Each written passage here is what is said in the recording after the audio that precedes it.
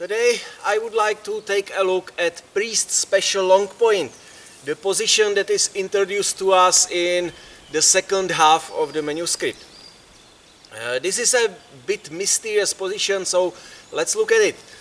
In the images it looks like this, and I believe this image is pretty realistic, pretty faithful to the reality, because what it really looks like is this.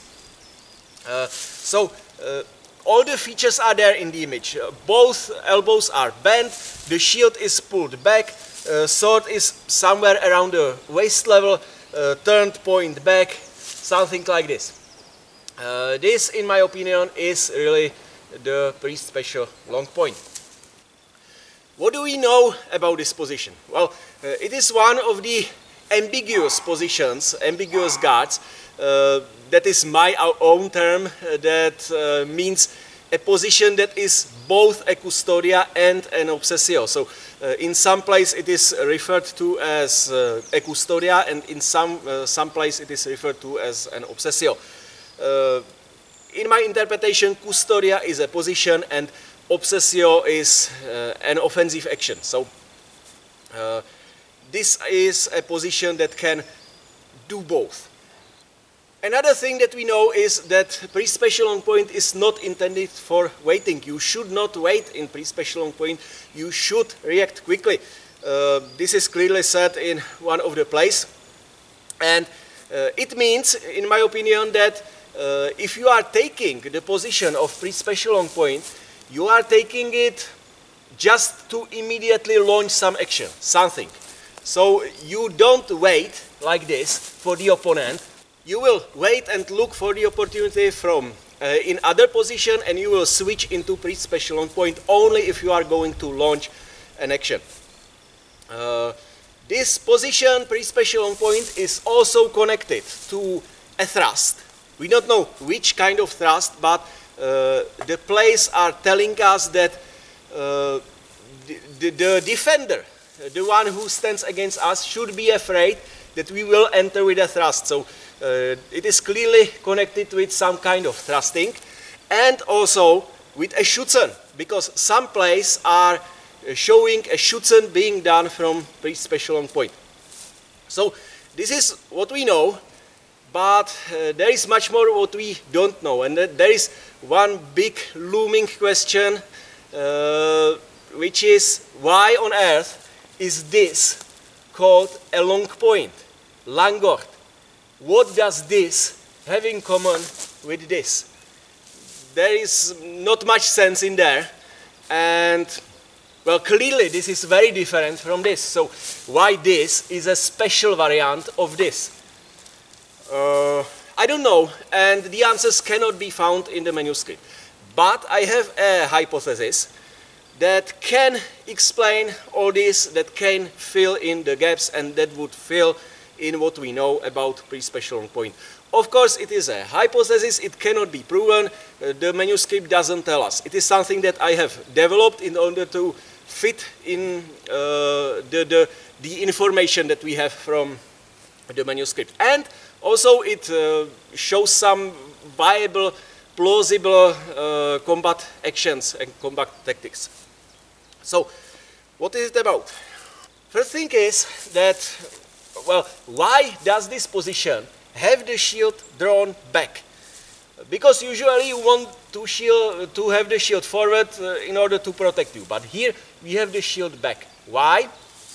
I propose that this is because you want to be able to pass quickly from priest special long point into tertia custodia, or from tertia custodia into priest special long point. Because if you are in tertia custodia and you want to put your sword down, you can't unless you pull the shield back, and then you can go here. So this might be the reason why you want to have the shield back. It is possible to have the shield back because you are not going to wait in this position. Again, it is a position that you should not take for long.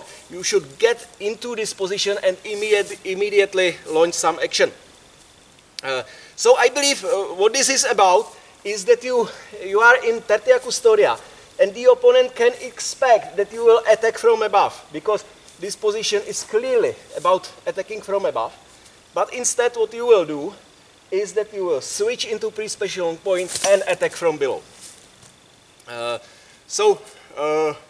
This might be like a surprising action that is allowed to do, that you are allowed to do because you are pulling the shield back in order to go with the sword down. Now, this position is connected to a thrust. Which kind of thrust?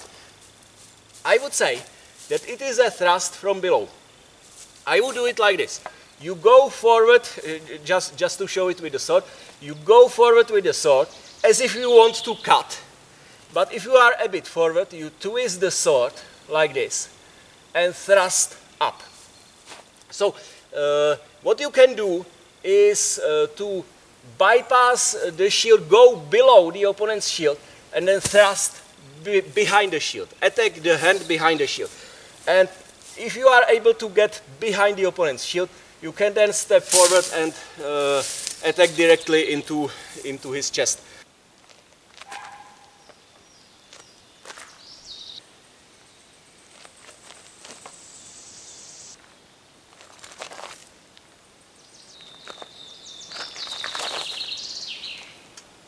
So this, I believe, is the action that is like native for pre-special long point that you would do to attack. And this would give us an answer to the question, why is this called special long point? You may see some connection to the long point, to langort, because this position is intended for launching thrusts, the same way as langort. Your langort will thrust naturally, and your pre-special long point will also naturally thrust.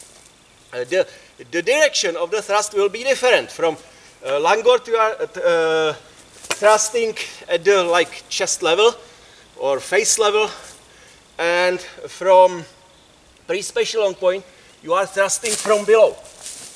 But if this position is really intended to just launch thrusts, different types of thrust, that you can see why this could be considered as a special variant of this, because this launches thrusts, this also launches thrusts, but different thrusts.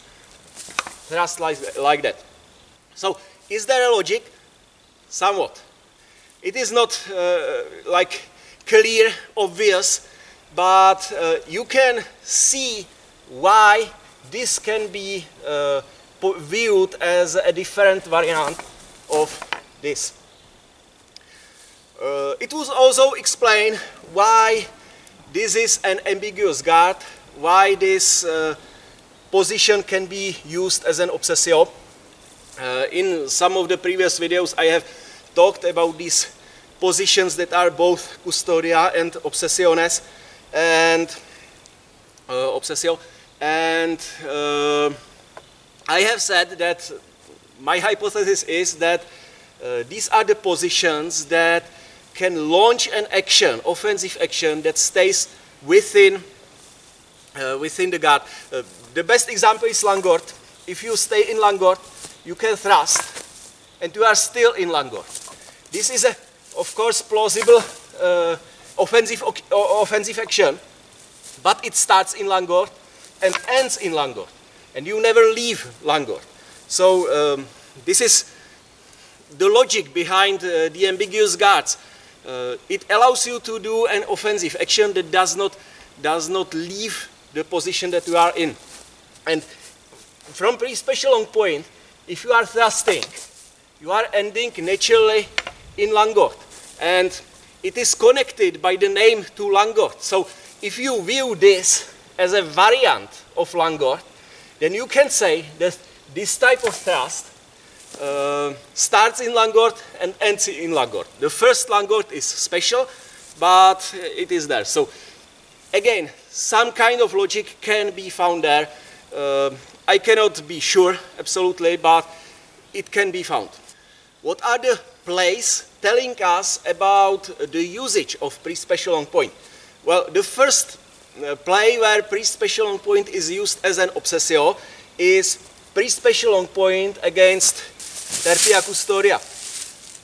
And here pre-special long point is besieging Tertia custodia. I believe this play starts with both of us in Tertia custodia. I am in Tertia custodia and the opponent is too in Tertia custodia.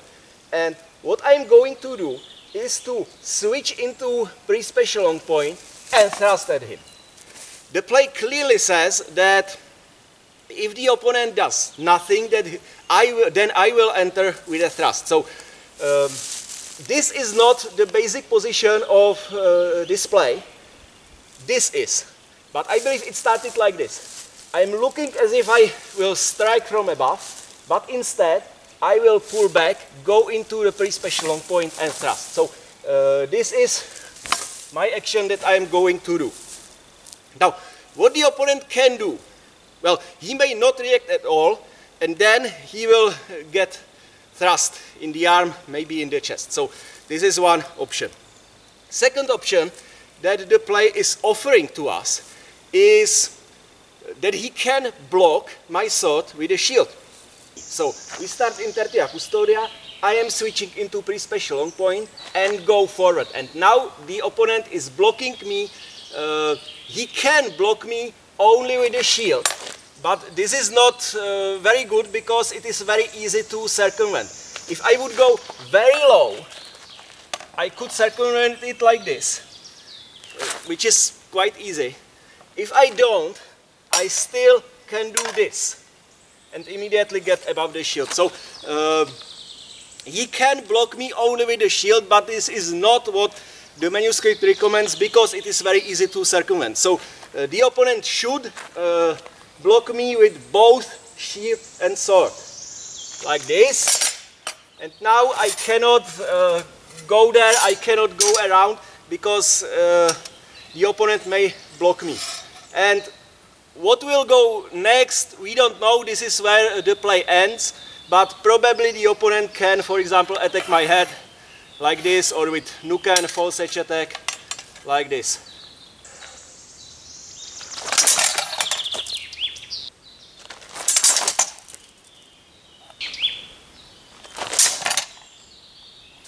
The third option that we have is that the opponent may not wait until I launch my thrust.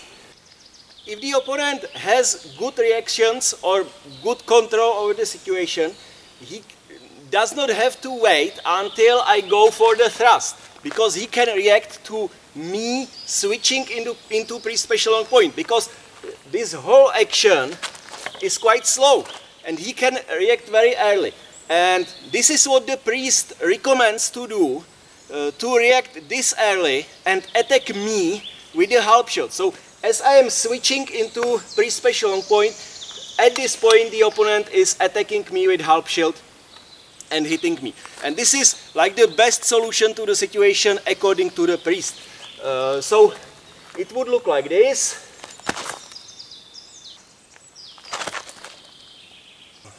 Also, we have another option that the opponent may not attack with common halpschilt, but with the strange rare obsessio that is in fact halpschilt but done with false edge, which would work the same and maybe will be more surprising.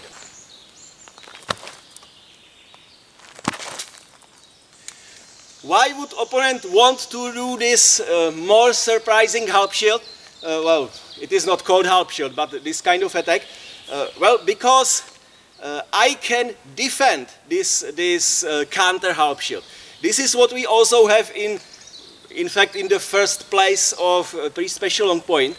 This is when the pre-special long point is being attacked by halpschilt. What I should do is to go falling under.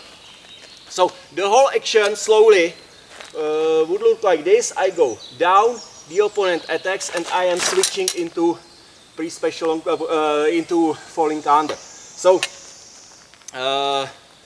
I have to expect that I have to know that I am vulnerable while switching here, and I have to expect that the opponent may attack me, so I have to be prepared to immediately switch it into falling counter.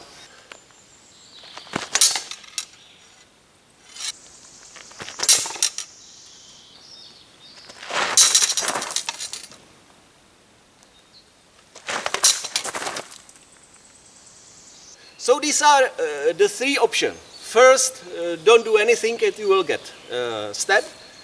Second, block the thrust. Don't react to me switching into pre-special long point, and react to my thrust and block it with the sword and shield together. And the third option is don't wait until I thrust and attack me immediately with halpschilt or something similar to halpschilt. There is also one more possibility, and this one more possibility is connected to quarta custodia, and to this I will dedicate next video, because there are some more mysteries and I believe quarta custodia has to be interpreted too. So I will end it here for now, and the follow-up will be in the next video.